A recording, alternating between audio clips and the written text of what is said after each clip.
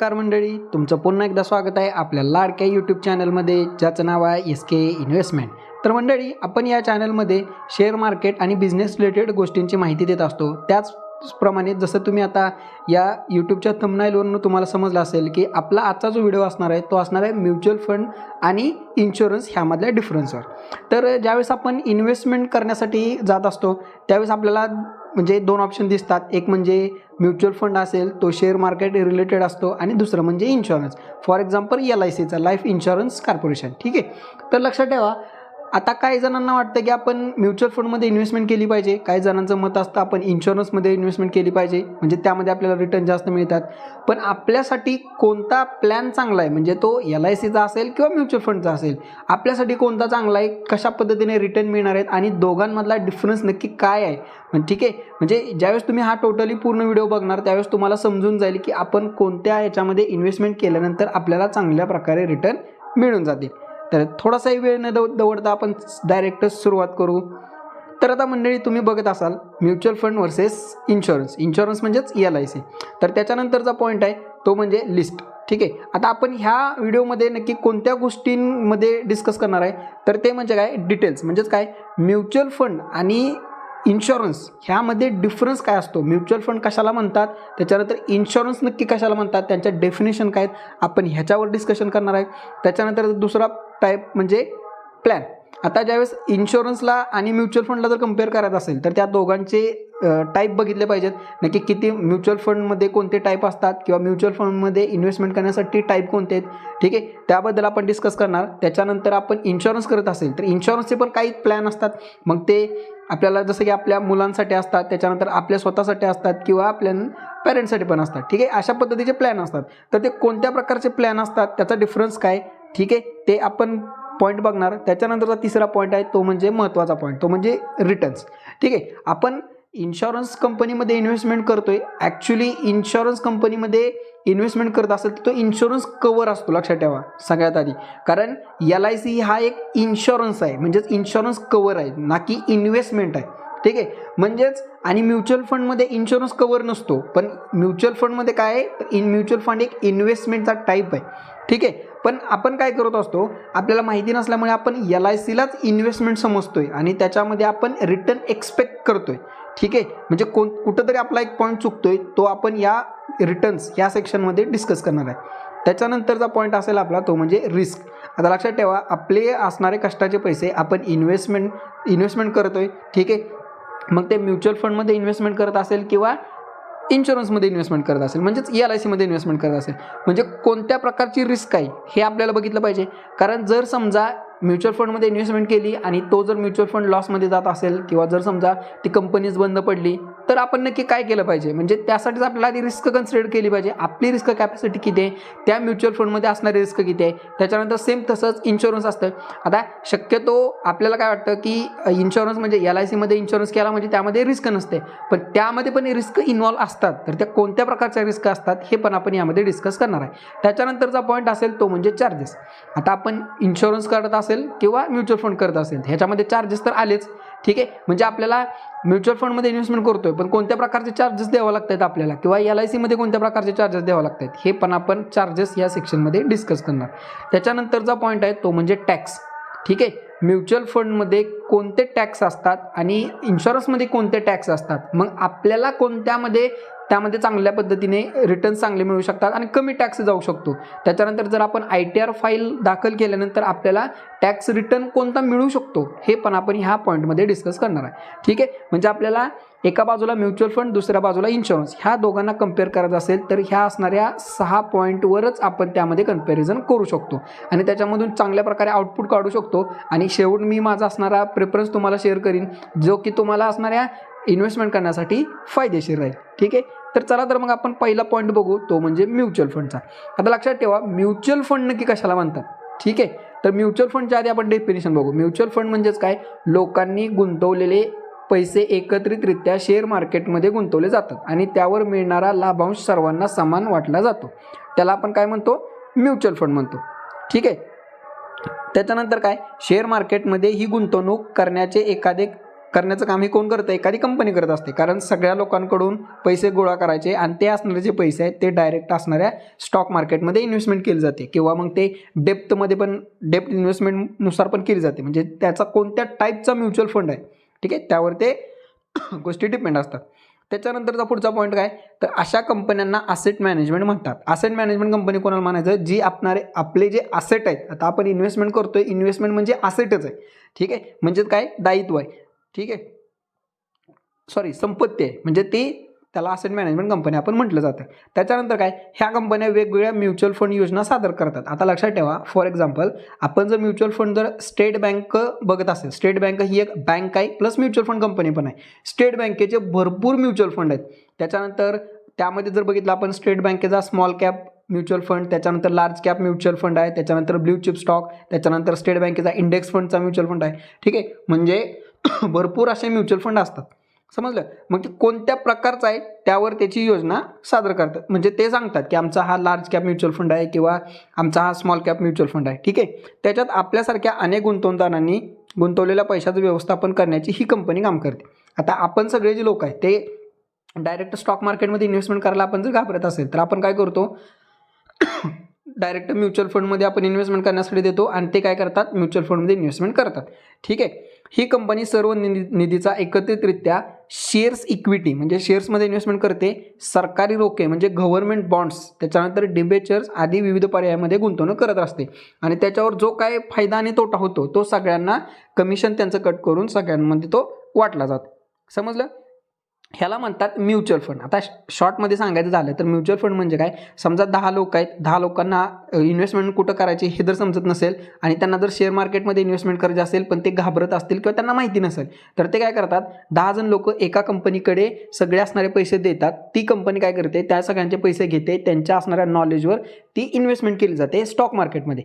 जसं stock market वाढत जाईल तसा म्युच्युअल फंड असतो तो पण वाढत जातो आणि त्याचे रिटर्न त्या 10 जणांमध्ये म्हणजे डिस्ट्रीब्यूट केले जातात आणि त्यांचं कंपनीचं जे काय कमिशन असतं ते कमिशन काढून घेतलं जातं. समजलं? ह्याला आपल्या मराठीमध्ये ह्यालाच म्युच्युअल फंड असं म्हटलं जातं, ठीक आहे, एकदम शॉर्टमध्ये. आता त्याच्यानंतरचा आपला नेक्स्ट पॉईंट आपण बघणार आहे तो म्हणजे इन्शुरन्स. आता इन्शुरन्स कशाला म्हणायचं, तुम्हाला म्युच्युअल फंड म्हणजे काय हे समजलं असेल, पण इन्शुरन्सची डेफिनेशन काय, म्हणजे आपण कोणत्या टाईपने इन्शुरन्सकडे बघतोय, ठीक आहे, आणि ॲक्च्युअलमध्ये ते काय ते आपण बघूयात. आता इन्शुरन्स म्हणजे काय, मराठीमधून विमा. आता विमा म्हणजे काय, संभाव्य नुकसानीची शक्यता गृहीत धरून ती कमी करण्याचा म्हणजेच जोखीम व्यवस्थापनाचा उपाय होय, ठीक आहे. म्हणजे आता ज्यावेळेस आपण जीवन जगत असतो तर जीवनामध्ये आपल्याला अनेक अडचणी येत असतात, मग त्याच्यामध्ये कधीकधी आपला मृत्यू होण्याची शक्यता असते. मग आपला मृत्यू झाल्यानंतर आपल्या पाठीमागच्या लोकांना जीवन जगण्यासाठी पैशांची आवश्यकता असणारच आहे, ठीक आहे. म्हणजेच काय, तर त्यांना जर पैशाचे म्हणजे जगण्यासाठी व्यवस्था आपणच करून दिली पाहिजे. समजलं? म्हणून आपण काय करतो, आपला असणारा विमा उतरवतो, ठीक आहे, मराठीमधून विमा उतरवणं असं म्हणतात. म्हणजेच काय, नुकसानीची शक्यता गृहीत धरून ती कमी करण्याचा म्हणजे जोखीम व्यवस्थापनाचा म्हणजे रिस्क मॅनेजमेंट करण्याचा हा एक उपाय. LICमध्ये इन्व्हेस्टमेंट, LICमध्ये किंवा इन्शुरन्स कोणत्याही इन्शुरन्स कंपनीमध्ये इन्व्हेस्टमेंट म्हणून बघू नका, तो एक काय रिस्क मॅनेजमेंटचा एक पार्ट आहे, म्हणजेच आपण इन्शुरन्स कव्हर काढतोय. विमा हे आर्थिक नुकसानीपासून संरक्षणाचं एक साधन आहे, ठीक आहे, समजलं? हा एक इन्व्हेस्टमेंट नाही तर काय, तर आर्थिक नुकसान आपली होऊ नये आणि ती झाल्यानंतर त्यामध्ये आपल्याला बेनिफिट मिळावं ह्या दृष्टीने आपण LICमध्ये इन्व्हेस्टमेंट करत असतो, ठीक आहे. ज्यामध्ये फीच्या बदल्यात पक्ष म्हणजे काय, कंपनी विशिष्ट नुकसान किंवा दुखापत झाल्यास दुसऱ्या पक्ष म्हणजे दुसऱ्या असणारे जे काही क्लायंट असतात त्यांना भरपाई देण्यासाठी सहमत आहे. ही जोखीम व्यवस्थापनाचा एक प्रकार आहे, ठीक आहे, जो प्रामुख्याने एखाद्या आकस्मिक किंवा अनिश्चित नुकसानीच्या जोखमीपासून बचाव करण्यासाठी वापरला जातो, ठीक आहे. आता शॉर्टमध्ये जर सांगायचं झालं, समजा एखादा माणूस असेल, ठीक आहे, आणि त्या माणसाच्या घरी एक कुटुंब असेल, त्याच्या घरामध्ये 2 मुलं आणि एक त्याची पत्नी असेल, 4 जणांचं कुटुंब असेल, ठीक आहे. कुटुंब व्यवस्थितरित्या चालू होतं त्यांचं, म्हणजे सुख समाधानी नांदत होतं. पण अचानक म्हणजेच काय, आकस्मिक किंवा अनिश्चित एकदम अचानक तो जो असणारा माणूस असेल त्याचा ॲक्सिडेंट झाला आणि तो अचानक मृत्यू पावला, ठीक आहे. आता घरातला जर करता माणूस म्हणजे मृत्यू झाला असेल तर त्याच्या मागच्या लोकांना जगण्यासाठी खूप वेदनादायक गोष्टी होऊ शकतात, ठीक आहे. पण त्या माणसाने जर त्याचा आधीच विमा उतरवला म्हणजे इन्शुरन्स काढून ठेवला तर काय असतं, आपण इन्शुरन्स कंपनीमध्ये इन्शुरन्स काढतो तिथं आपल्याला प्रत्येक महिन्याला किंवा क्वार्टरली किंवा इयरली आपण त्यामध्ये प्रीमियम पे करत असतो आणि हा असणारा प्रीमियम जर अचानक काय झालं तर आपल्याला काय होऊन जातं तर त्या प्रीमियमच्या बदल्यात आपल्याला डायरेक्ट जो काही इन्शुरन्स आपण काढला असेल तर तो क्लेम केला जातो आणि त्यामध्ये आपल्याला जो काय आपला प्लॅन ठरला असेल त्याच्यानुसार आपले पैसे आपल्या कुटुंबाला मिळतात, जे की तिथून पुढे त्यांचं जगण्याचं साधन किंवा संपत्ती होऊन जाते. समजलं? म्हणजेच काय, आकस्मिक किंवा अनिश्चित नुकसानीच्या जोखमीपासून बचाव करण्यासाठी आपल्याला इन्शुरन्स काढायचा असतो. ठीक आहे. मग आता इन्शुरन्सचे भरपूर टाईप असतात. आता फॉर एक्झाम्पल तो आपण सगळ्यात जास्त LIC मध्ये इन्व्हेस्टमेंट केली जाते. आता ॲप्रॉक्स LICचं मार्केट कॅपिटल 28 ते 30 लाख कोटीच्या दरम्यान आहे. इंडियामध्ये टॉपची कंपनी LIC आहे, लाईफ इन्शुरन्स कॉर्पोरेशन, आणि ह्याच्यावर केंद्र सरकारचं नियोजन असतं. ठीक आहे. म्हणजे केंद्र सरकारची टोटली त्यामध्ये मक्तेदारी असते. म्हणजे ठीक आहे. आता त्याच्यानंतर आता इन्शुरन्स काढणं गरजेचं आहे का, तर डेफिनेटली गरजेचं आहे. म्हणजे आपण इथं म्युच्युअल फंडला इन्शुरन्सबरोबर कम्पेअर करतोय म्हणजे दोघांचे काही प्लस पॉईंट असणार आहेत, दोघांचे काही मायनस पॉईंट पण असणार आहेत. त्याच्यामुळं काय इन्शुरन्स काढणं पण गरजेचं आहे आणि म्युच्युअल फंड केअर करणं पण गरजेचं आहे. ठीक आहे. म्युच्युअल फंडकडे तुम्ही इन्व्हेस्टमेंट म्हणून बघा आणि इन्शुरन्स म्हणजे LICकडे तुम्ही एखादा इन्शुरन्स कवर, ठीक आहे, ह्या दृष्टीने ह्याच्यामध्ये आपण बघू शकतो. समजलं? आता इन्शुरन्सचे प्लॅन असतात. म्हणजे ते जर समजा तुम्हाला आता समजा नुकतंच तुमच्या मुलाचा तुम्हाला इन्शुरन्स काढायचा असेल, ठीक आहे, तर समजा तुमचा मुलगा 1 वर्षाचा असेल, नुकताच जन्मला असेल आणि जर तुम्हाला 20 वर्षानंतर त्याला जर चांगल्या म्हणजे तुमचा इन्शुरन्स कवर प्लस जर रिटर्न तुम्ही एक्सपेक्टेड करत असाल आणि ते जर रिटर्न करत असाल, ठीक आहे, तर ते कशा पद्धतीने मिळले जातात, तर जर समजा प्लॅन जर आता मी एक बघितला होता, तो एक प्लॅन होता 1 वर्षाचा असल्यापासून 20 वर्षापर्यंत प्रत्येक महिन्याला 2,000 रुपये पे करायचे. 20 वर्षांनंतर त्या मुलाला 21व्या 22व्या 23व्या आणि 24व्या वर्षी वयाच्या त्यामध्ये त्याला काय होत जाणार, प्रत्येक वर्षाला 75,000 रुपये त्याचे तिथं आपण पे करत राहणार, त्याला पे करत राहणार इन्शुरन्स कंपनी 75,000 रुपये आणि डायरेक्ट वयाच्या 25व्या वर्षी काय होणार, त्याला डायरेक्ट राहिलेली सगळी रक्कम मिळून जाणार. म्हणजे ती की 7 ते 8 लाख रुपये होते. ठीक आहे. मग जर महिन्याला 2,000 रुपये कट होत असतील तर 20 वर्षाचे टोटल 4,80,000च्या आसपास रक्कम कट होऊन जाते आपली आणि त्यावर आपल्याला 12 लाखापर्यंत टोटली आपल्याला रिटर्न्स वगैरे मिळून जातात. ठीक आहे. म्हणजेच काय, आपण पे करतोय 4 ते 5 लाख रुपये आणि आपल्याला रिटर्न मिळत आहेत 20 वर्षांनंतर, जे की 10 ते 12 लाख रुपये एवढे आपल्याला रिटर्न त्यामध्ये मिळून जातात. ठीक आहे. आता जर समजा त्यामध्ये जर त्या मुलाला काही दुखापत झाली, ॲक्सिडेंट झाला, त्याच्यामध्ये त्याचा जर समजा मृत्यू वगैरे झाला तर त्यानुसार जे काही प्लॅन ठरलेला असतो, ठीक आहे, 10 लाख असेल 20 लाख असेल तर ती अमाऊंट डायरेक्ट त्या असणाऱ्या त्याच्या कुटुंबाला ती रक्कम मिळून जाते. समजलं? म्हणजे तुम्ही जर एखाद्या तुमच्या मुलाचा जर इन्व्हेस्टमेंट करत असाल, आता फॉर एक्झाम्पल आपल्याकडे कसं असतं महाराष्ट्रामध्ये, ठीक आहे, महाराष्ट्रामध्ये जर आपल्याला आपली मुलगी जन्मली असेल आणि तिच्या लग्नासाठी तिचा बाप पैशांची साठवण करत असतो, म्हणजे मुलगी 21 वर्षाची 25 वर्षाची होईपर्यंत आपण थोडी रक्कम गोळा करतो आणि म्हणजे तिच्या लग्नासाठी आपण खर्च करतो. म्हणजे ही आपली महाराष्ट्रातली संस्कृती समजा तुम्ही, किंवा हा एक विचार आहे. ठीक आहे. मग जर तिच्या लग्नाला एवढे पैसे लागणार असेल आणि ते काय करतो, मुलीचा बाप काय करतो, तर पहिल्यापासून छोटी रक्कम तो इन्व्हेस्टमेंट करत राहतो. मग त्याला असं वाटतंय की आपण जर इन्शुरन्समध्ये गुंतवली तर त्या मुलीला जास्त प्रमाणात पैसे मिळतील. ठीक आहे. आता इन्शुरन्स कवर पण काढणं गरजेचं आहे, पण जर तुम्ही रिटर्न एक्सपेक्टेड करत असाल तर तुम्ही नक्कीच चुकताय. रिटर्न्स असणाऱ्या इन्शुरन्स कंपनीमध्ये मिळत नाहीत. इन्शुरन्स कंपनीमध्ये फक्त कवर मिळतोय. रिटर्न तुम्हाला mutual fund, stock market, real estate, बँकेची FD असेल, पोस्टाची DD असेल, ठीक आहे, बॉन्ड असतील, डिबेंचर्स असतील, ह्या सगळ्यामध्ये रिटर्न मिळतात. इन्शुरन्स कंपनीमध्ये फक्त इन्शुरन्स कवर मिळतो. आणि आपल्याला जे काय, मग तुम्ही म्हणत असाल की 4 लाख रुपये पे करतोय, मग आपल्याला 8 लाख रुपये 10 लाख रुपये कसे मिळत आहेत, तर लक्षात ठेवा, ते 4 ते 8 लाख रुपये आहेत ना, ते पर इयर बँकेच्या व्याजदरप्रमाणे तुम्हाला ते दिले जात आहेत. 7 ते 8% रिटर्न पर इयर. 20 वर्षाचं रिटर्न तुम्हाला तेवढे ऑटोमॅटिकली पैसे तुमचे दुप्पट होतील. समजलं? हा डिफरन्स आहे म्युच्युअल फंड आणि इन्शुरन्स कंपनीमध्ये. त्याच्यामुळे काय, इन्व्हेस्टमेंट करायचं असेल तर ते म्युच्युअल म्हणजे रिटर्न एक्सपेक्टेड करत असाल की बाबा माझ्या 5 लाखाचे 10 लाख 20 लाख 30 लाख करायचे आहेत मला, ठीक आहे, तर तुम्ही म्युच्युअल फंडमध्ये जा. जर तुम्हाला फक्त इन्शुरन्स कव्हर करायचं असेल तर तुम्ही इन्शुरन्स कंपनीमध्ये इन्व्हेस्टमेंट करू शकता. ठीक आहे. म्हणजे तुम्हाला आता एक पॉईंट काय कळलं असेल की नक्की तुमची अपेक्षा काय आहे, रिटर्नची अपेक्षा आहे का इन्शुरन्स कव्हरची, हे आधी तुम्ही लक्षात घ्या आणि त्याच्यानंतर डिसिजन घ्या. ठीक आहे. आता ज्यावेळेस तुम्ही इन्शुरन्स करत असता त्यावेळेस लक्षात ठेवा, तुमच्या जे काही इन्शुरन्सचे एजंट असतात, एजंटला ह्याच्याशी देणं घेणं नसतं की तुम्ही तुमच्या असणाऱ्या पैशाला तुम्ही रिटर्न एक्सपेक्टेड करताय का इन्शुरन्स कव्हर एक्सपेक्ट करताय. ते काय करतात, तुम्ही फक्त सांगता की मला एक इन्शुरन्स करायचा आहे, मग ते डायरेक्ट ते सगळे प्लॅन देतात, तुम्हाला माहिती नसतं आणि तुम्ही फक्त हो हो म्हणत जाता आणि ते असणारे त्यांच्या पद्धतीने रिटर्न मिळतात.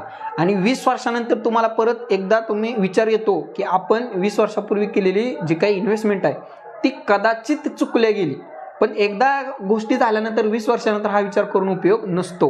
ठीक आहे, त्याच्यामुळे ती गोष्ट करण्याच्या आधीच 1000 वेळा तुम्ही विचार करा, म्हणजे ती पुढं चांगल्या पद्धतीने गोष्ट होऊन जाते. ठीक आहे, आता तुम्हाला कळलं असेल म्युच्युअल फंड कशासाठी केला जातो आणि इन्शुरन्स कशासाठी केला जातो. आता जर समजा तुम्हाला 2000 रुपये तुमच्याकडे प्रत्येक महिन्याला राहत असतील आणि तुमची इच्छा अशी असेल की मला रिटर्न पण मिळवायचे आणि त्याच्यानंतर काय मला रिटर्न मिळवायच्यात प्लस माझी थोडीफार प्रमाणात इन्शुरन्स कव्हर पण झाला पाहिजे, तर लक्षात ठेवा तुमच्या असणाऱ्या 2000 रुपयेचं तुम्ही काय करू शकता, 1500 रुपये म्युच्युअल फंडमध्ये लावा आणि राहिलेल्या 500 रुपये जो काय प्लॅन असेल एखादा, तर तो 500 रुपये असणारी इन्शुरन्समध्ये इन्व्हेस्टमेंट झाली पाहिजे. या पद्धतीने करा. ठीक आहे, ही चांगली पद्धत आहे, म्हणजे ज्यामध्ये तुमचा इन्शुरन्स पण कव्हर होतोय आणि त्याच्यानंतर काय तुमच्या असणारे रिटर्न पण तुम्हाला चांगल्या पद्धतीने मिळते.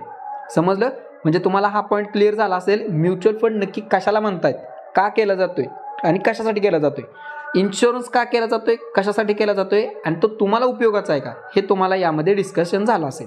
त्याच्यानंतरचा दुसरा पॉईंट आहे तो म्हणजे प्लॅन. आता म्युच्युअल फंडमध्ये इन्व्हेस्टमेंट करण्याचे नक्की किती प्लॅन आहेत.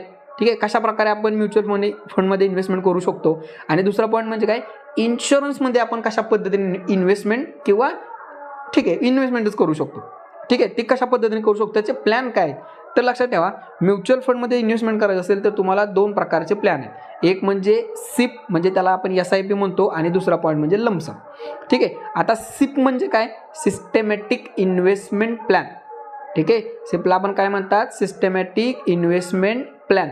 म्हणजे आता सिपमध्ये काय केलं जातं, प्रत्येक महिन्याला तुम्ही जी काय ठरवलेली रक्कम आहे आणि जो ठरवलेला दिवस आहे ती रक्कम ठरवलेल्या दिवशी तुमच्या बँकेमधून कट होते आणि म्युच्युअल फंडमध्ये जे काय तुम्ही फंड निवडला असेल त्या फंडमार्फत स्टॉक मार्केटमध्ये असेल किंवा बाकी ठिकाणी असेल तर ती इन्व्हेस्टमेंट होत राहते. ठीक आहे, त्याला म्हणतात सिस्टमॅटिक इन्व्हेस्टमेंट प्लॅन. म्हणजे तुम्हाला इथं एकदम पैसे भरायचे नसतात, प्रत्येक महिन्याला थोडे थोडे जे ठरवलेली रक्कम आहे ती त्या डेटला कट होत जाते, ऑटोमॅटिकली तुमची चांगल्या प्रकारे वेल्थ क्रिएट होत राहते. समजला सिप पॉईंट काय. त्याच्यानंतरचा दुसरा पॉईंट असतो तो म्हणजे लमसम. आता इथं लक्षात घ्या, लमसम कशाला म्हणतात. लमसम म्हणजे काय, म्युच्युअल फंडमध्ये इन्व्हेस्टमेंट करायचं असेल आणि तुमच्याकडे एक म्हणजे एकदाच अमाऊंट असेल, म्हणजे फॉर एक्झाम्पल 1 लाख रुपये असतील आणि तुम्हाला ते एकदाच इन्व्हेस्टमेंट करायचे आहेत म्युच्युअल फंडमध्ये, तर तुम्ही लमसम हा पर्यायद्वारे करू शकता. एकदाच 1 लाख रुपये रक्कम घ्यायची, म्युच्युअल फंडमध्ये इन्व्हेस्टमेंट करायची, जो काय तुम्ही फंड निवडला असेल एकदाच ती रक्कम तुम्ही त्यामध्ये इन्व्हेस्टमेंट करायची आणि तुम्हाला जसं मार्केट पॉझिटिव्ह निगेटिव्ह होत राहील तसं तुम्हाला म्युच्युअल फंडमध्ये पॉझिटिव्ह निगेटिव्ह गोष्टी दिसून येतील, म्हणजे त्यामध्ये त्याच्यानुसार फायदा तुम्हाला मिळून जाईल. ॲव्हरेज रिटर्न म्युच्युअल फंडचे 10 ते 15% असतात. म्हणजे तुम्ही कोणत्या, आता ते डिपेंड करतं की तुम्ही कोणत्या प्रकारचा म्युच्युअल फंड निवडताय. ठीक आहे, पण शक्यतो बँकेला जर कम्पेअर केलं बँक FDला तर 10% रिटर्न तुम्हाला मिनिमम म्युच्युअल फंडमध्ये मिळून जातील. ठीक आहे, पण लक्षात ठेवा अजून एक पॉईंट, तो म्हणजे ते डिपेंड करते की कोणत्या प्रकारचा म्युच्युअल फंड आहे आणि कोणता म्युच्युअल फंड आहे. काही म्युच्युअल फंड निगेटिव्हमध्ये पण असू शकतात तुमचे रिटर्न आणि काही म्युच्युअल फंड म्हणजे चांगल्या प्रकारे म्हणजे जवळजवळ 30%च्या पुढं सुद्धा रिटर्न्स तुम्हाला मिळू शकतात. ठीक आहे, त्याच्यामुळे काय तुम्ही चांगल्या प्रकारे त्यामध्ये स्टडी करून हा डिसिजन घेऊ शकता. त्याच्यानंतरचा पॉईंट आहे तो म्हणजे इन्शुरन्स. आता इन्शुरन्सचे किती टाईप असतात तर लक्षात ठेवा, इन्शुरन्सचे 2 टाईप आहेत. एक म्हणजे लाईफ इन्शुरन्स, दुसरा म्हणजे जनरल इन्शुरन्स.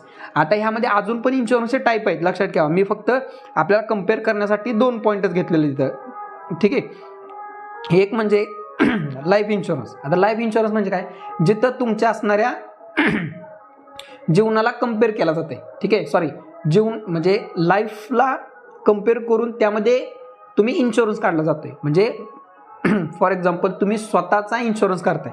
तुमच्या आयुष्याला जर काही आकस्मिक निधन वगैरे झालं किंवा ॲक्सिडेंट झाला किंवा अनिश्चित काही गोष्ट घडली तर ते सगळं लाईफ इन्शुरन्सच्या अंडर येतं. म्हणजे प्रत्येक माणसाचा जर विमा उतरला जातो तर तो लाईफ इन्शुरन्सच्या अंडर येतो. आणि जनरल इन्शुरन्स म्हणजे काय, तुमच्या असणाऱ्या कारचा इन्शुरन्स असेल, बाईकचा इन्शुरन्स असेल, त्याच्यानंतर टर्म इन्शुरन्स असेल, हे सगळे जे टाईप आहेत हे तुमचे जनरल इन्शुरन्समध्ये येतात. ठीक आहे. म्हणजे जर तुमच्या जीवनाचा करायचा असेल तर तो लाईफ इन्शुरन्स असणार आणि जनरल इन्शुरन्समध्ये तुमची बाईक असेल, मोबाईलचा इन्शुरन्स असेल, म्हणजे वस्तूंचा इन्शुरन्स हा सगळ्यात जनरल इन्शुरन्समध्ये त्यामध्ये ते सगळे प्लॅन येतात. आता लाईफ इन्शुरन्समध्ये पण भरपूर प्लॅन असतात, लक्षात ठेवा. म्हणजे तुम्हाला जर 10 वर्षानंतर रिटर्न पाहिजे असतील, 20 वर्षाचा, 25 वर्षाचा, 50 वर्षाचा, प्रीमियमनुसार, त्याच्यानंतर तुमच्या असणाऱ्या लाईफस्टाईलनुसार, म्हणजे इन्शुरन्सचे वेगवेगळे प्लॅन आहेत. ते तुम्हाला इन्शुरन्स जर ज्या ठिकाणी तुम्ही काढत असाल तर तुम्हाला एजंट असेल तर तुम्हाला चांगल्या पद्धतीने समजावू शकेल. ठीक आहे. आणि जनरल इन्शुरन्सचे पण भरपूर प्रमाणात टाईप असतात. म्हणजे ते प्रीमियमवर डिपेंड करतं की तुम्ही किती रुपये प्रीमियम पे करायला तयार आहे आणि त्याच्यानुसार तुमचा इन्शुरन्स काढला जातो. समजलं? म्हणजेच काय, म्युच्युअल फंडमध्ये 2 टाईपनुसार तुम्ही इन्व्हेस्टमेंट करता आणि इन्शुरन्समध्ये इथं मेन 2 टाईप आहेत, बाकीचे छोटे छोटे वेगवेगळे टाईप पण यामध्ये असू शकतात. ठीक आहे. त्याच्यानंतरचा पुढचा पॉईंट तो म्हणजे काय, रिटर्न्स.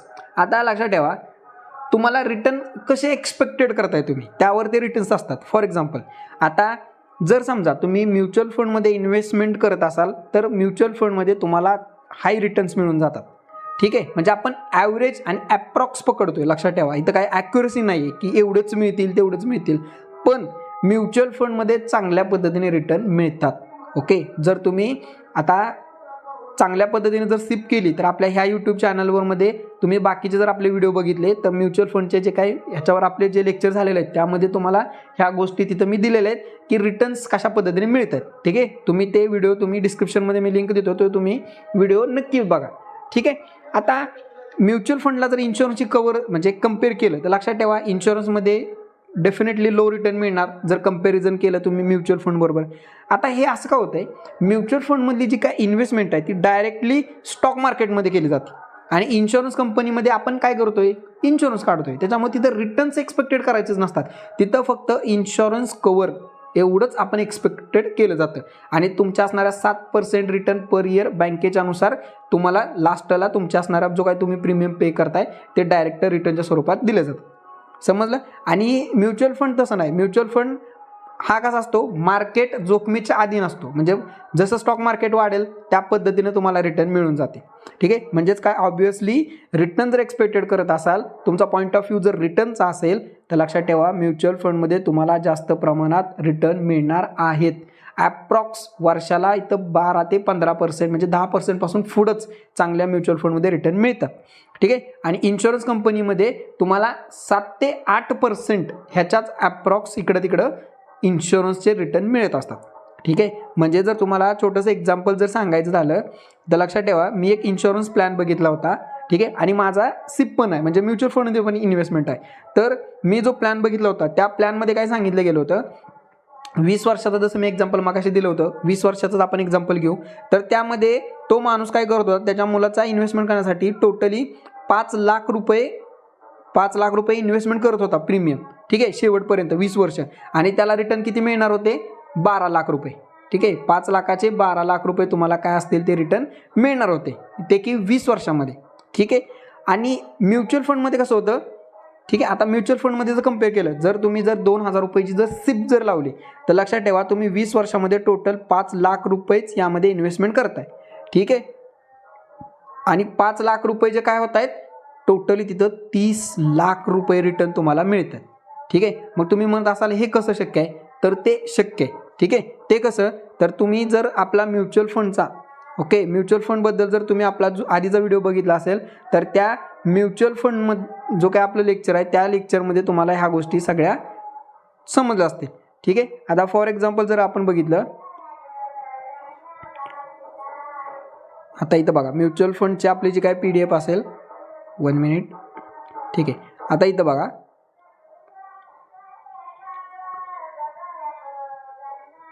म्युच्युअल फंडचे जे काही आपले सिपचे रिटर्न असतात. ठीक आहे. त्याचं कॅल्क्युलेटर असतं. जसं इथं बघा लमसमचं कॅल्क्युलेटर आहे, सेम त्याच पद्धतीनं सिपचं कॅल्क्युलेटर असतं आणि त्या सिपच्या कॅल्क्युलेटरमध्ये आपण काय करू, तो रिटर्न आपण चेक करू. ठीक आहे. आता बघा या पद्धतीनं जर तुम्ही त्या लिंकवर क्लिक केलं, ठीक आहे, सॉरी आपला नेटवर्कचा इश्यू आहे. ओके. आता इथंच बघा, तुम्ही जर मंथली इन्व्हेस्टमेंट करत असाल 5,000 रुपये, एक्सपेक्टेड रिटर्न जर 15% मिळाले तर 15 वर्षानंतर तुम्ही इन्व्हेस्टमेंट करताय 9 लाखाचे आणि तुम्हाला रिटर्न मिळत आहेत अप्रॉक्स 24 लाख रुपये, म्हणजे टोटल व्हॅल्यू होते 33 लाख रुपये. समजलं. या पद्धतीनं सिपचे रिटर्न मिळतात. आणि आपले इन्शुरन्सचे रिटर्न कसे आहेत तर ते फिक्स असतात. जो काय तुमचा प्लॅन ठरलेला आहे त्यानुसारच असणार. म्हणजेच काय, म्युच्युअल फंडचे जे काही रिटर्न आहेत तर ते डिपेंड करतायत की तुम्ही कोणत्या प्रकारचा म्युच्युअल फंड निवडलेला आहे, ठीक आहे, आणि कशा पद्धतीने तुम्ही त्यामध्ये इन्व्हेस्टमेंट केलेलं आहे. आणि म्हणजे ते मार्केट जोखमीच्या अधीन असतं. म्हणजे कधी ते पॉझिटिव्ह असू शकतात, कधी निगेटिव्ह असू शकतात, कारण ते मार्केटच्या अधीन असतं. बट इन्शुरन्समध्ये तुम्हाला आधीच सगळं फिक्स सांगितलेलं असतं की एवढे पैसे एवढ्या दिवसानंतर अशा पद्धतीने मिळणार. ह्यामध्ये चेंजेस काही होत नाहीत, फिक्स रिटर्न असतात. आणि म्युच्युअल फंडमध्ये फिक्स नसतात, ते व्हेरिएबल असतात. पण जर कम्पेअर केलं तर म्युच्युअल फंडमध्ये जास्त प्रमाणात तुम्हाला रिटर्न मिळतात. ठीक आहे. त्याच्यानंतरचा नेक्स्ट पॉईंट, रिस्क. लक्षात ठेवा, आपण कोणत्याही ठिकाणी इन्व्हेस्टमेंट करत असेल तर सगळ्यात मेन पॉईंट असतो तो म्हणजे रिस्क, की ह्यामध्ये इन्व्हेस्टमेंट करण्यासाठी रिस्क किती प्रमाणात आहे. नाहीतर आपण नुसतंच इन्व्हेस्टमेंट करतोय आणि त्यामध्ये आपल्याला रिस्कच माहीत नसेल तर आपल्याला मोठ्या प्रमाणात लॉस होण्याची शक्यता असते. तर लक्षात ठेवा, म्युच्युअल फंडमध्ये इन्व्हेस्टमेंट करत असाल, म्हणजे सिप लावत असाल किंवा लमसम इन्व्हेस्टमेंट करत असाल तर त्यामध्ये रिस्क असते. ठीक आहे. मी इथं मीडियम दिलेले आहे, म्हणजे ॲप्रॉक्स मी सांगितलेलं आहे की म्युच्युअल म्हणजे स्टॉक मार्केटला जर कम्पेअर केलं म्युच्युअल फंडला तर स्टॉक मार्केटमध्ये हाय रिस्क असणार. ठीक आहे. हाय रिस्क असणार स्टॉक मार्केटमध्ये. म्युच्युअल फंडमध्ये तुम्हाला मीडियम रिस्क असणार. त्याच्यानंतर बँक असेल, इन्शुरन्स असेल, ह्यामध्ये लो रिस्क असते. कारण फिक्स अमाऊंट आहे, तुम्हाला एक आधीच प्लॅन ठरलेला आहे की तुम्हाला फिक्स एवढे रिटर्न द्यायचे. त्याच्यामुळे ह्याच्यामध्ये लॉस नसतो, रिस्क नसते काय सुद्धा, एकदम लो रिस्क असते. ठीक आहे. बट म्युच्युअल फंड स्टॉक मार्केटच्या अधीन आहे. ठीक आहे. म्हणजे मार्केट जसं पॉझिटिव्ह रिॲक्ट करेल, निगेटिव्ह रिॲक्ट करेल, त्यानुसार म्युच्युअल फंडमध्ये रिटर्न वाढतात किंवा कमी होतात.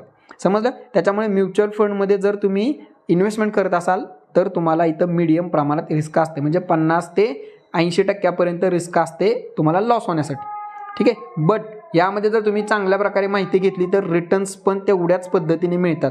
आता तुम्ही म्युच्युअल फंडमध्ये किंवा इन्शुरन्समध्ये कोणत्या विचाराने, कोणत्या पॉईंट ऑफ व्ह्यूने विचार करताय त्यावर तुमची रिस्क आणि तुमचा असणारा रिटर्न डिपेंड करणार आहे. ठीक आहे. इन्शुरन्समध्ये तर तुम्हाला काही प्रमाणात रिस्क नसतं, कारण ते LIC म्हणजे सेंट्रल गव्हर्नमेंटचा त्यामध्ये मक्तेदारी असते. त्याच्यामध्ये रिस्क तुम्हाला जे असेल ते आधीच सांगितले जाते, रिटर्न पण फिक्स आधीच सांगितले जातात.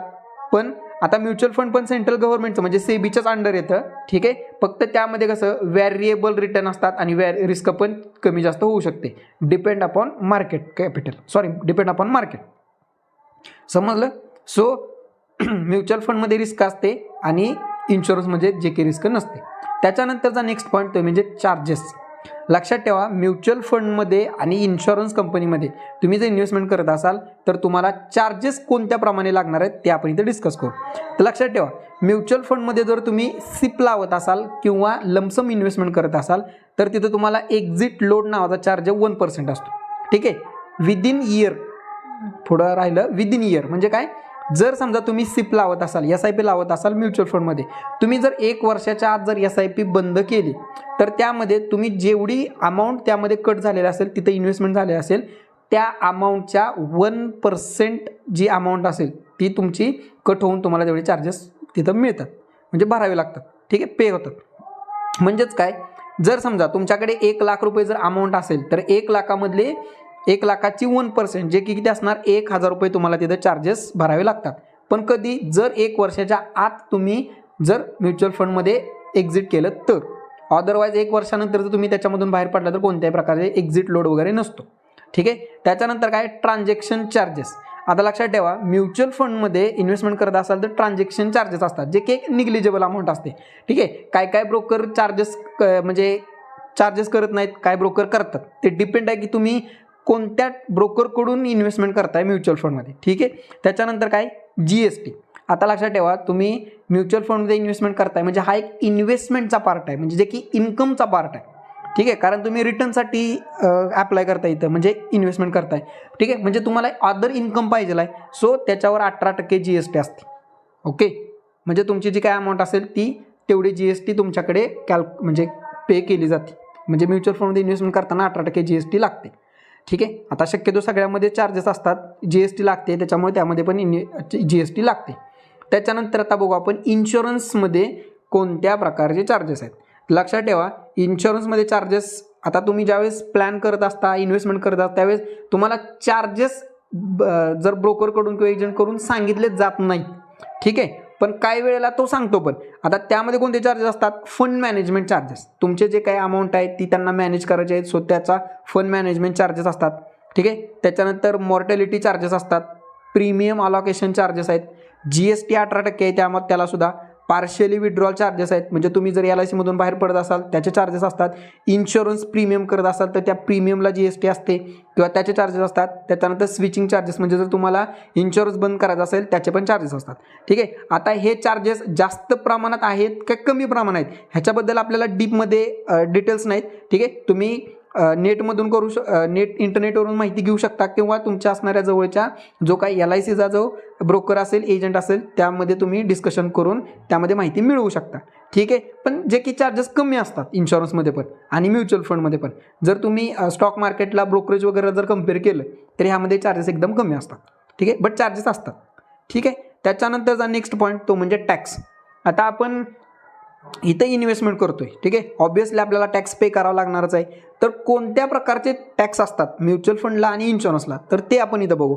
जर तुम्ही म्युच्युअल फंडमध्ये जर इन्व्हेस्टमेंट करत असाल तर त्याला टॅक्स कसा आहे?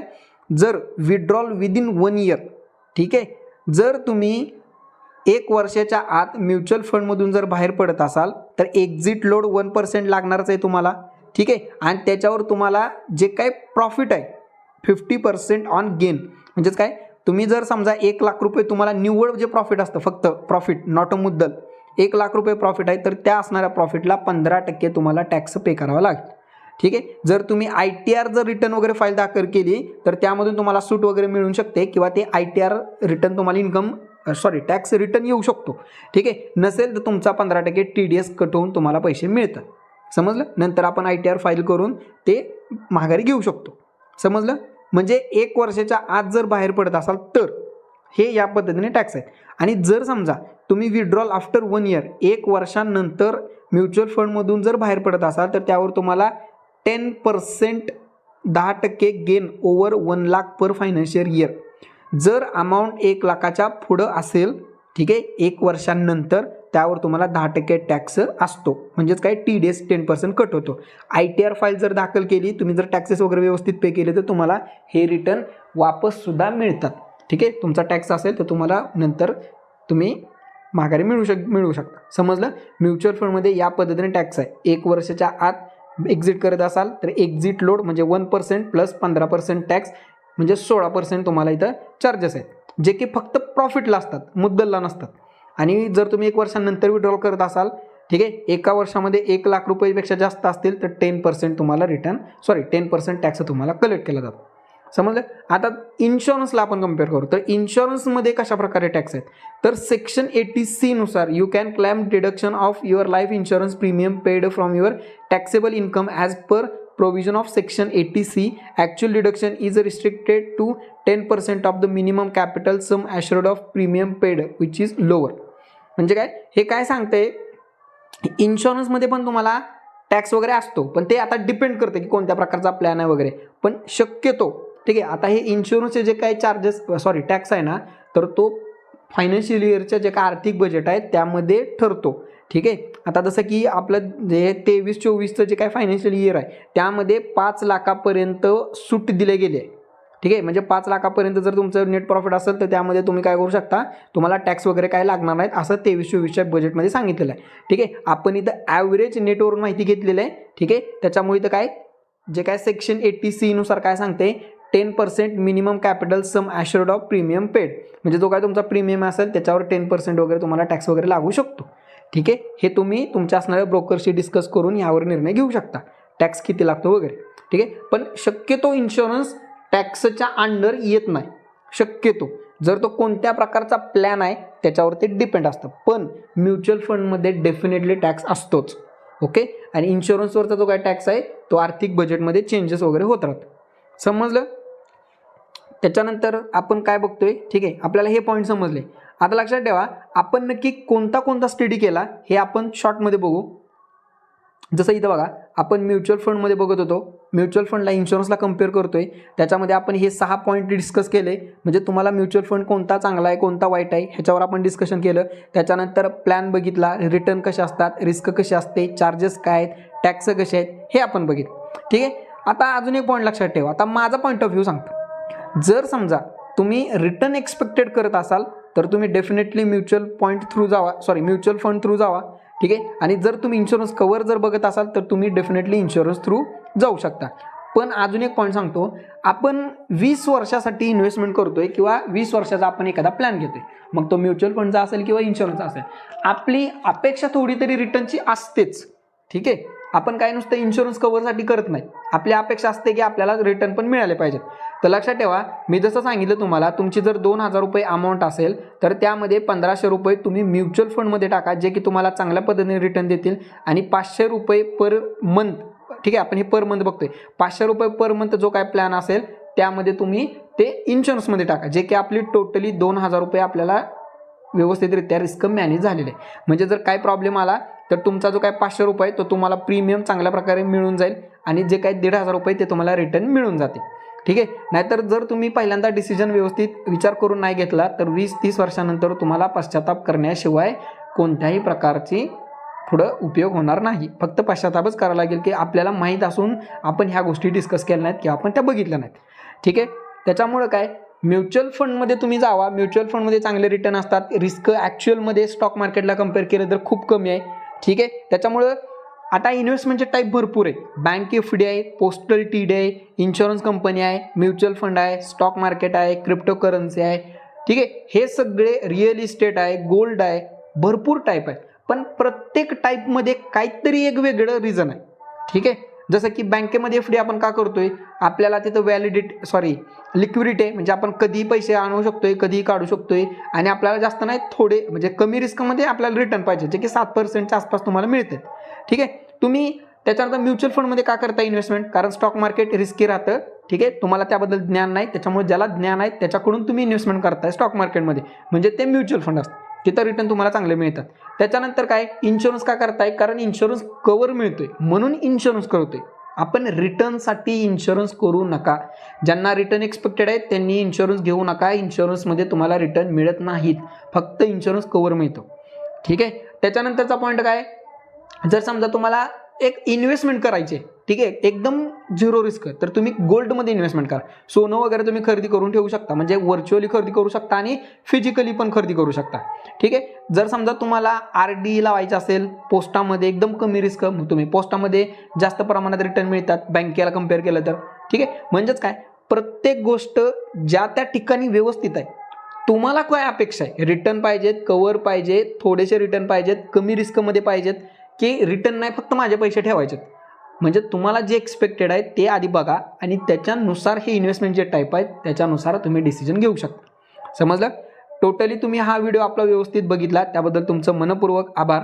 ओके. आता आपण सगळ्यात नोट काय, आपल्या SK इन्व्हेस्टमेंट या चॅनलवरचे व्हिडिओ जर तुम्हाला आवडत असतील आणि जर नवीन व्हिडिओ तुम्हाला बघायचे असतील तर आपल्या यूट्यूब चॅनलला फॉलो करावं लागते. ठीक आहे. कारण जर यूट्यूब चॅनलला आपल्या सबस्क्राईब केलं ठीक आहे, त्याच्यानंतर लाईक केलं तरच आपले इथून पुढे व्हिडिओ येणार आहेत आणि मग तुम्हाला अशाच जे काही स्मॉल थिंग्स आहेत, म्हणजे की ब्राईट फ्युचर आहेत, म्हणजे गोष्टी छोट्या आहेत पण तुम्हाला ते एक दिवस 20-30 वर्षानंतर पश्चाताप करण्याची वेळ येणार नाहीत, अशा गोष्टी आहेत. ठीक आहे. जर तुमच्या मनामध्ये कोणते क्वेश्चन असतील तर ते तुम्ही खाली असणाऱ्या कमेंट बॉक्समध्ये टाका. तुम्हाला कोणता नवीन व्हिडिओ कोणत्या विषयावर पाहिजे असेल तो तुम्ही विषय टाका. आपण डेफिनेटली ट्राय करू त्या असणाऱ्या व्हिडिओमध्ये तुमचा जो काही पॉईंट आहे तो टोटली व्यवस्थितरित्या कव्हर केला जाईल.